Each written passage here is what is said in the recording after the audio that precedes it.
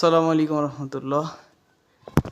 আমরা এতক্ষণ পর্যন্ত ছাদটা দেখালাম, আর এই ছাদ এর আগে টিন যে দেখালাম, টিন থেকে এই যে বৃষ্টি পড়ে এই ছাদটা নষ্ট হয়ে যাচ্ছে। এখানে অনেক এরকম আরও কয়েক জায়গায় আছে যে ছাদটা বৃষ্টির পানি পড়েই এরকম একটা সমস্যা, ছাদটাই নষ্ট হয়ে যাচ্ছে।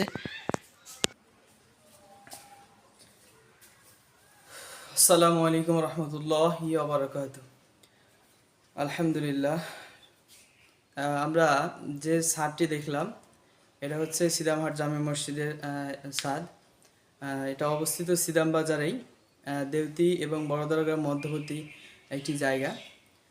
তো আমি মোহাম্মদ তুহিন মিয়া উত্তর সিদামহাট জামে মসজিদের সভাপতির দায়িত্ব হিসেবে পালন করছি। তো আমাদের সমাজটা হচ্ছে একটু দরিদ্র প্রকৃতিরই, অনেক দরিদ্র মানুষ আমাদের সমাজে রয়েছে। তো আমাদের এই সমাজের বর্তমান যে সিচুয়েশন, আমাদের ফান্ডে তেমন টাকা নাই বললেই চলে। আমাদের এই যে বৃষ্টি বাদলের দিন বৃষ্টি আসলে এই টিনগুলো একদম মরিচা ধরে গেছে। তো বৃষ্টি আসলে বৃষ্টির পানি পড়ার কারণেই আমরা একটু আগে ছাদ দেখাইলাম, এই ছাদে পানি পড়ে ছাদটা নষ্ট হয়ে যাচ্ছে। তো এটা মেরামত করার জন্য তেমন কোনো অর্থই আমাদের ফান্ডে নেই। তো এই জন্য আপনারা সকলেই আমাদের এই মসজিদের ছাদের জন্য যদি কিছু করা যায়, একটু সার্বিকভাবে সহযোগিতা করার চেষ্টা করবেন ইনশাআল্লাহ। সর্বোপরি এই মসজিদের একটা বাজার মসজিদ হিসাবে আসলে অনেকটাই অবহেলিত বলা যায়। আমরা বিভিন্ন ক্ষেত্রে বিভিন্ন জায়গায় আবেদন করেও আসলে সেভাবে কিছু পাইনি। তো বর্তমান যে অবস্থা, আমাদের ফান্ডে তো টাকা থাকলে আমরা কাজটা করা অতীব জরুরি, কিন্তু ফান্ডে কোনো টাকা না থাকার কারণে আমরা কাজটা করতে পারতেছিলাম না।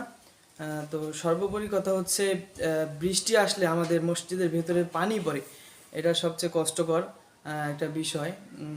উপরে আমরা পলিথিন দেওয়ার চেষ্টা করেছিলাম, কিন্তু আসলে ওটা দিয়ে আমরা আটকাতে পারিনি। পলিথিনটারও একটু সমস্যা হয়ে যায় আসলে ওখানে টিনের ওপরে।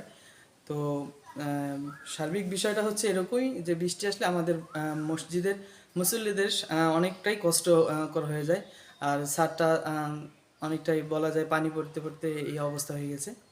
তো সকলের কাছে আবেদন যে আমাদের মসজিদটার দিকে একটু খেয়াল রাখার জন্য। আসসালামু আলাইকুম রহমতুল্লাহ।